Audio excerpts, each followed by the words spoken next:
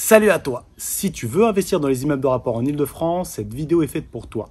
Veux-tu savoir s'il faut ouvrir une holding ou pas pour investir dans les immeubles de rapport? Alors reste jusqu'au bout de cette vidéo.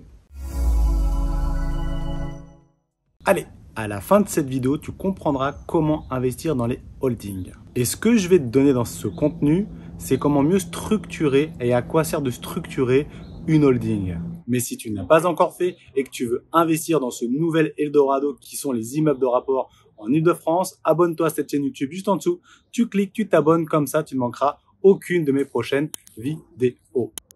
J'entends donc souvent, je veux ouvrir ma holding. Voilà, ça c'est un truc qui vient, c'est de plus en plus à la mode, ça devient une mode avoir sa holding. Et voilà, je pense qu'il y a quand même des choses à comprendre là-dessus. Mais la vidéo d'aujourd'hui, on va pas être en train de traiter sur est-ce qu'il faut être en nom propre ou en société et du coup ouvrir une holding. D'accord?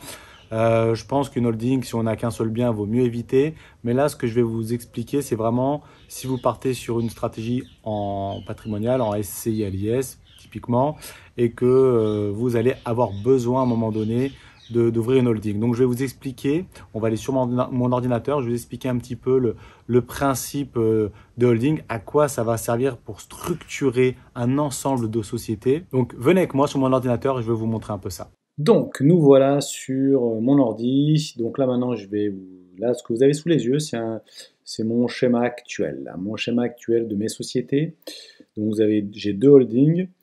Donc déjà, il faut comprendre que les holdings, c'est les sociétés mères, donc les holdings, qui gèrent le patrimoine et qui fait circuler le cash en optimisant l'imposition. Donc ça, il faut le comprendre, d'accord? Donc en clair, ça permet de basculer d'une société à l'autre.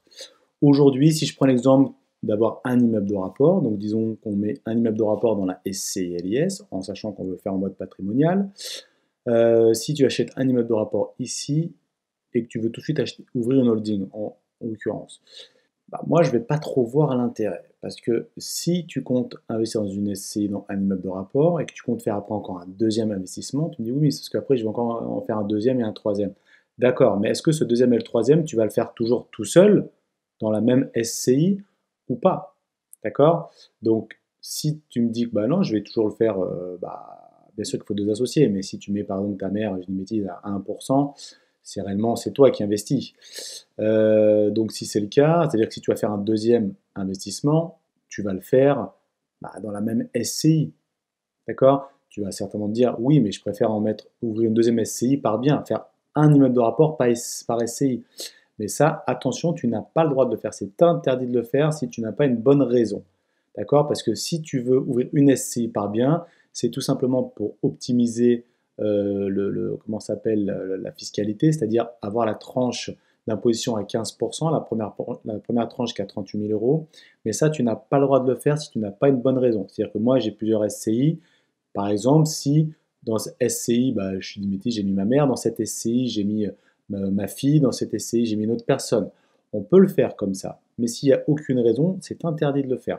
D'accord? Plein de personnes le font, mais je te déconseille de le faire.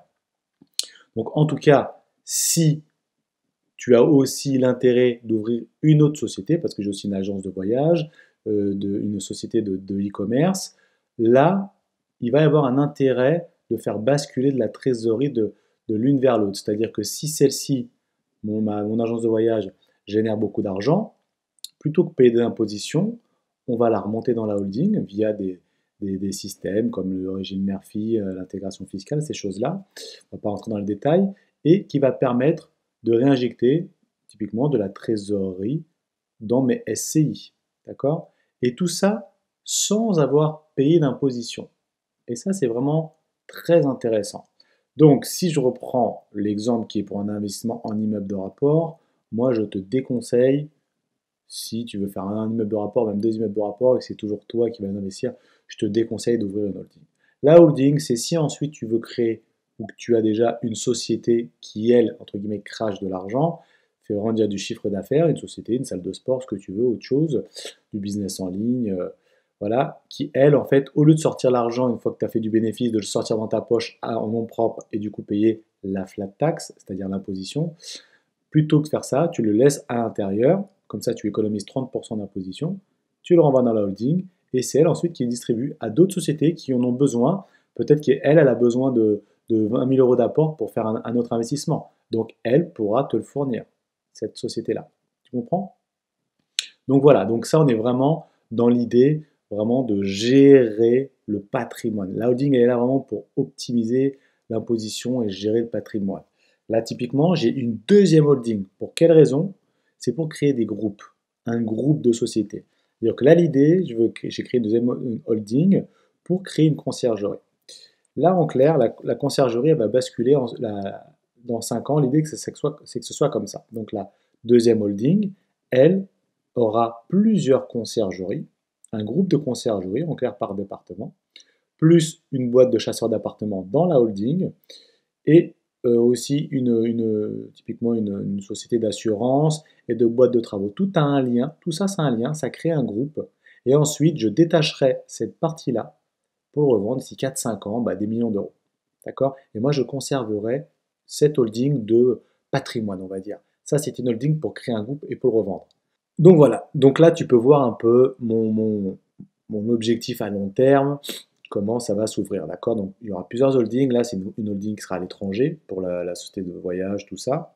Et pareil, des choses que, pareil, je vais revendre aussi plus tard. Et je vais garder uniquement mon patrimoine qui est ici, la société, la holding numéro 1. Tout en haut, tu peux voir, c'est le LMNP, c'est mon nom propre. Je l'ai mis à titre indicatif.